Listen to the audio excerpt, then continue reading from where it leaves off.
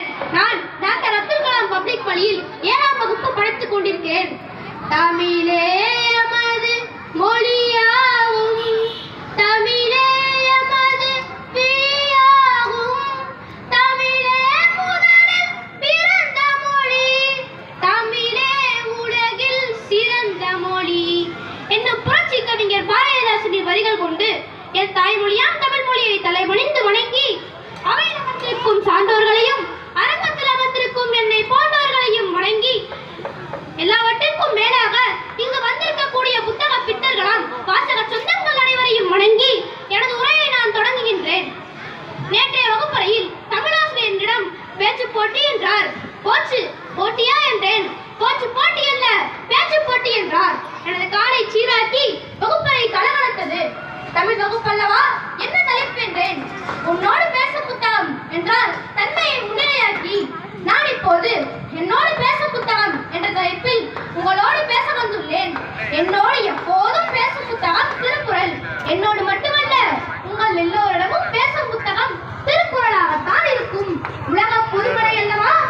வள்ளுவன் தன்னை உலகிற்கே தந்து வாழ்த்துகள் கொண்டு தமிழ்நாடு என்று பாரதியாலும், என இல்லை முப்பாலுக்கு இன்னத்தே என்று பாரதிதாசனாலும் போற்றப்படும் நூல் திருக்குறள்.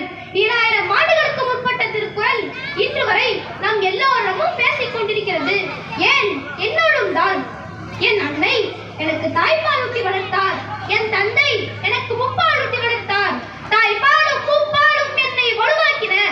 கடவுளுக்கு தமிழ் எழுத்தின் முதலெழுத்தான அவரத்தை ஓமையாக்கிய வள்ளுவர், அகர முதல எழுத்தெல்லாம் ஆதி பகவன் முதற்றே உள்ளது என்றார்.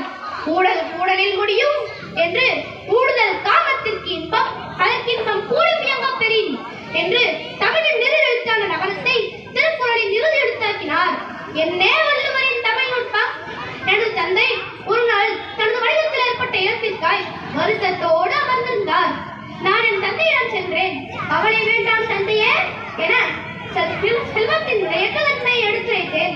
அத்தோடு அவரை நான் விடவில்லை. அன்புடைமை, அருளுடைமை, நானுடைமை, ஆழ்வினை உடைமை, அறிவுடைமை, அடக்கமுடைமை, ஒழுக்கமுடைமை என பல்வேறு நற்செயல்களை நல்லுடைமைகளாக குரல் கூறியதை பட்டியலிட்டேன். என் தந்தை என்னை உச்சி முகந்து பாராட்டினார்.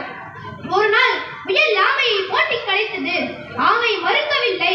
போட்டியில் ஆமையே வெற்றி பெற்றது என்னும் கதையை நான் கேட்டபோது, முயற்சி திருவினையாக்கும், முயற்சின்மை இன்மை புகுத்திவிடும் என்னும் குரல் என்னோடு பேசியது.